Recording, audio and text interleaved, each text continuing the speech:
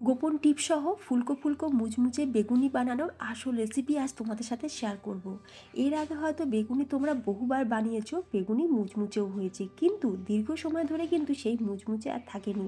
আজকে যেভাবে বেগুনি বানাচ্ছি, এতে না থাকবে কর্নফ্লাওয়ার, না থাকবে বেকিং সোডা, না থাকবে বেকিং পাউডার। একটা ইনগ্রিডিয়েন্টস ব্যবহার করব যাতে করে বেগুনি দীর্ঘ সময় পর্যন্ত থাকবে মুচমুচে, ঠান্ডা হয়ে যাওয়ার পরও। অনেক রেসিপি ফলো করেছো, তবে এই রেসিপিটি একবার বানিয়ে দেখতে পারো, 100% রেজাল্ট পাবেন। মা দিদিমাদের সেই পুরনো ইনগ্রিডিয়েন্টস যেটা আজকের রেসিপিতে আমি ব্যবহার করতে চলেছি, তাই স্কিপ না করে পুরো ভিডিওটা দেখতে থাকো। নমস্কার, বেঙ্গলি পাকশালার আরও একটা দারুণ স্বাদের রেসিপিতে তোমাদের সকলকে স্বাগত। তো এখানে আমি দুটো লম্বা সাইজের বেগুন নিয়েছি। তোমরা চাইলে কিন্তু গোল বেগুন দিয়েও করতে পারো, কারণ আমার দিদিমাকে দেখেছি বাড়িতে যখনই বেগুনি বানাতো, গোল গোল বড় বড় যে বেগুন, সেই বেগুন দিয়ে বেগুনি বানাতো। দারুণ মুচমুচেও কিন্তু খেতে লাগতো, ভীষণ ভালো লাগতো খেতে। তো আমি এখন বেগুনটাকে দেখো এরকম পাতলা পাতলা করে কেটে নেবো। আমার দিদিমা বলে যে বাড়িতে যদি বেগুনি বানিয়ে খাওয়া হয়, তাহলে বেগুন যদি মুখেই না পড়ে, তাহলে বেগুন খাওয়ার কোনো মজাই নেই। দোকানের কেনা বেগুনিগুলোতে দেখবে বেগুন তো থাকে না বললেই চলে, তবে যেহেতু বাড়িতে বানিয়ে খাবো, তাই বেগুন তো মুখে পড়তেই হবে। তাই আমি কিন্তু খুব বেশি পাতলা করিনি, ঠিক এই রকম সাইজে রেখেছি। আমি দুটো বেগুনকে কেটে নিয়েছি। এখন আমরা কি করব, বেগুনের মধ্যে একটুখানি নুন দিয়ে দেবো। আমার দিদিমাকেও দেখেছি বেগুনগুলো ভাজার আগে একটুখানি নুন দিয়ে দিত, তাহলে বেগুনিগুলো হয়ে যাওয়ার পর বেগুনটা দেখবে ঠিক ওই রকম আলসা আলসা মতো লাগে না। দোকানের কেনা বেগুনিগুলোতে দেখবে কিন্তু নুন থাকে না, কীরকম একটা আলোনো আলোনো লাগে। তো আমি একটুখানি নুন দিয়ে ভালো করে এপিট ওপিট একটুখানি মাখিয়ে নেওয়ার পর এখন আমরা এইরকম একটা ছিদ্রযুক্ত পাত্রের মধ্যে বেগুনগুলোকে এইভাবে দাঁড় করিয়ে দিলাম। এতে করে এক্সট্রা বেগুনের যে ময়েশ্চারটা সেটা কিন্তু বেরিয়ে যাবে। যদি এরকম পাত্র না থাকে, তাহলে যে কোনো চালনির মধ্যে হোক বা যে কোনো ছিদ্রযুক্ত থালার মধ্যেও কিন্তু এটাকে বেগুনটাকে সুন্দর করে সাজিয়ে রাখতে হবে, যাতে করে বেগুন থেকে বেরোনো যে জল সেটা যেন পুরোপুরি বেরিয়ে যায়। আমি এখন বেগুনটাকে সাইড করে রেখে দিচ্ছি। অন্যদিকে আমরা ব্যাটারটা রেডি করে নেব। তো একটা মিক্সিং বোলের মধ্যে একটা ছাঁকনি বসিয়ে দিলাম। এখন এর মধ্যে আমরা দিয়ে দিচ্ছি 2 কাপ বেসন। অবশ্যই কিন্তু ফ্রেশ ছোলার ডালের বেসনটা ব্যবহার করছি। 2 কাপ বেসন দিয়েছি, আর দিয়ে দেবো এখানে 1 কাপ চালের গুঁড়ো। আজ আমরা cornflour, baking powder, baking soda এগুলোর কিন্তু কোনোটাই ব্যবহার করব না, তাতেও কিন্তু বেগুনি হবে একদমই মুচমুচে ঠান্ডা হয়ে যাওয়ার পরও। দিয়ে দিচ্ছি স্বাদ অনুযায়ী নুন, হাফ চা চামচ হলুদ গুঁড়ো, আর হাফ চা চামচ কাশ্মীরি লাল লঙ্কার গুঁড়ো। এতে করে কালারটা কিন্তু খুব ভালো আসবে। আর যেটা মেন ইনগ্রিডিয়েন্ট সেটা হচ্ছে চিনি। এখানে আমি 2 চামচ চিনিকে গুঁড়ো করে নিয়েছি। এখন আমরা এই গুঁড়ো করা চিনি দিয়ে দিচ্ছি 2 চামচ পরিমাণে। চিনি দেওয়ার ফলে বেগুনের কালারটা যেমন খুব সুন্দর আসবে, তেমনি বেগুনিগুলো দীর্ঘ সময় পর্যন্ত মুচমুচেও থাকবে। তবে এই বেগুনিতে কিন্তু আমি আরও একটা জিনিস ব্যবহার করব, তাতে করেও বেগুনিগুলো দীর্ঘ সময় পর্যন্ত মচমচে থাকবে, ফুলকো ফুলকো থাকবে। এখন সব কিছুকে খুব ভালো করে চেলে নিয়েছি। এই পার্টটা কিন্তু স্কিপ করলে হবে না, কারণ বেসনটাকে ভালো করে চেলে নিতে হবে, তাহলেই বেগুনিগুলো একদম পারফেক্ট তৈরি হবে। এরপর আমরা অল্প অল্প করে জল দিয়ে ব্যাটারটা রেডি করে নেব। প্রথমে 1 কাপ জল দিয়ে দিলাম, ভালো করে মিক্স করে নিয়ে আরও হাফ কাপ পরিমাণে জল দিয়ে দিলাম। এখানে আমি ঠান্ডা যে জল, মানে রুম টেম্পারেচারে থাকা জলটা ব্যবহার করেছি। এবার আমরা খুব ভালো করে কিন্তু ব্যাটারটা ফেটিয়ে নেব। বেগুনি বানানোর ক্ষেত্রে বা যে কোনো ধরনের পকোড়া, তেলে ভাজা বানানোর ক্ষেত্রে কিন্তু ব্যাটারটা ভালো করে ফেটিয়ে নিতে হবে। ব্যাটার যত ভালোভাবে ফেটানো হবে, আমাদের বেগুনিগুলো কিন্তু তত বেশি মচমচে আর ক্রিস্পি হবে। আরও হাফ কাপ পরিমাণে জল কিন্তু আমার লেগে গেল। টোটাল 2 কাপ পরিমাণে জল লাগলো পুরো ব্যাটারটা রেডি করতে। এই সময় তোমাদের একটা ছোট্ট টিপস দিয়ে দিই।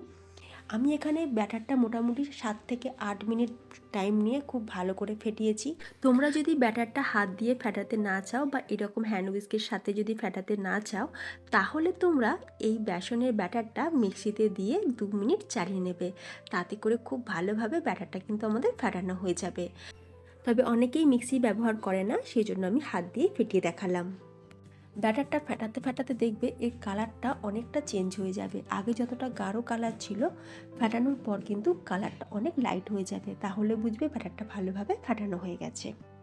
বেগুনিগুলো ভাজার জন্য ব্যাটারটা যে আমাদের প্রপারলি রেডি সেটা বোঝার জন্য একটা চামচ নিয়ে এরকম ব্যাটারে প্রথমে চুবিয়ে নেবে। এক্সট্রা যে ব্যাটার সেটা তো ঝরে পড়বেই, আর চামচের গায়ে দেখবে ব্যাটারটা লেগেও থাকবে। চামচের গায়ে ব্যাটারটা লেগে রয়েছে, তাহলে বুঝবে যে ব্যাটারটা কিন্তু আমাদের একদম রেডি। ব্যাটারটা পারফেক্টলি রেডি হয়ে গেছে। অন্যদিকে দেখো বেগুন থেকে কতটা জল বেরিয়েছে। এরপর দেখো আমরা যে কাজটা করব সেটা হচ্ছে বেগুনগুলোকে আমরা এইভাবে একটা সুতির কাপড়ের মধ্যে রেখে ভালো করে মুছে নেব। এই পার্টটা কিন্তু করতেই হবে, এই পার্টটা স্কিপ করলে একদমই হবে না। যদি বেগুনের মধ্যে এতটুকু জল থাকে তাহলে বেগুনগুলো ভাজার সময় কিন্তু বেগুন থেকে ময়েশ্চারটা বেরিয়ে যাবে, যার ফলে বেগুনিগুলো প্রথম অবস্থায় মুচমুচে থাকবে তো ঠিকই, কিন্তু ঠান্ডা হয়ে যাওয়ার পর সেই মচমচে আর থাকবে না। তো খুব ভালো করে বেগুনগুলোকে প্রথমে মুছে নিয়েছি।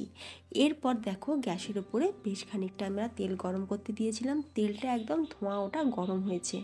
2 চামচ গরম তেল আমি বেসনের ব্যাটারটার মধ্যে দিয়ে দিলাম, দিয়ে ভালো করে একবার মিক্স করে নিয়েছি। আমার দিদিমাকেও দেখেছি বাড়িতে যখনই এরকম তেলে ভাজা ভাজতো, গরম তেল ব্যাটারের মধ্যে দিয়ে দিত, দিয়ে ভালো করে একবার ফেটিয়ে নিত। তাতে করে বেগুনিগুলো বেশ ভালো মুচমুচে খাস্তা আর অনেকক্ষণ পর্যন্ত মচমচে থাকতো। তো আমি কিন্তু সেই প্রসেসটাই ফলো করেছি, আর মাকেও দেখেছি এইভাবেই বাড়িতে বেগুনি আলুর চপ যখনই বানাতো এইরকম গরম তেল ব্যাটারের মধ্যে দিয়ে দিত। এরপর বেগুনিগুলো আমরা একটা একটা করে দেবো। প্রথমে একটা বেগুনি দিয়েছি, দিয়ে 4 সেকেন্ডের মধ্যে আমরা বেগুনিটাকে উল্টে দেবো, তাতে করে বেগুনিগুলো তাড়াতাড়ি ফুলেও উঠবে। আর গ্যাসের ফ্লেমটা আমি এই সময় একদম হাই ফ্লেমে রেখেছি। মিডিয়াম টু হাই ফ্লেমে বেগুনিগুলোকে আমরা লাল লাল করে ভেজে নেব। তো দেখো ফ্রেন্ডস, এই একটা ব্যাচ ভাজা হয়ে গেছে, মানে দুটো বেগুনি প্রথমে ভেজে তুলে নিলাম, তারপর একই রকমভাবে সবগুলোকেই আমরা ভেজে নেব। প্রথমে কয়েকটা বেগুনকে ভালো করে মুছে নিয়ে আমরা বেগুনিগুলো ভেজে নিয়েছি। এরপর বাকি যে বেগুনগুলো রয়েছে সেগুলোকেও কিন্তু ভালো করে মুছে নেব। আবারও বলছি, বেগুনের মধ্যে যদি জল থাকে তাহলে কিন্তু বেগুনিগুলো খাস্তা মুচমুচে হবে না। কোনো রকম baking powder, baking soda, cornflour ছাড়া একবার এই পদ্ধতিতে বেগুনি বানিয়ে দেখো, 100% রেজাল্ট পাবে। ভীষণই খাস্তা মচমচে তৈরি হয়। ফ্রেন্ডস, এই সময় তোমাদের একটা ছোট্ট কথা বলে রাখি, আমার চ্যানেলের 97% ভিউয়ার্স আমার ভিডিও দেখে তো ঠিকই, কিন্তু তারা এখনও চ্যানেলটি সাবস্ক্রাইব করে ওঠেনি। তোমাদের কাছে একটা রিকোয়েস্ট রইল, ভিডিও দেখে যদি ভালো লাগে তাহলে প্লিজ চ্যানেলটি সাবস্ক্রাইব করে পাশে থাকা বেল আইকন প্রেস করে রাখবে আমার আগামী ভিডিও নোটিফিকেশন সবার আগে পাওয়ার জন্য। সব কটা বেগুনি দেখো আমি ভেজে নিয়েছি। মোটামুটি এক ব্যাচ বেগুনি ভাজতে আমার 4 মিনিট করে টাইম লেগেছে। তো তারপরও দেখো প্রত্যেকটা বেগুনি দেখো ভীষণই কিন্তু ক্রিস্পি রয়েছে। একটা বেগুনি আমি তোমাদের ভেঙেও দেখাচ্ছি।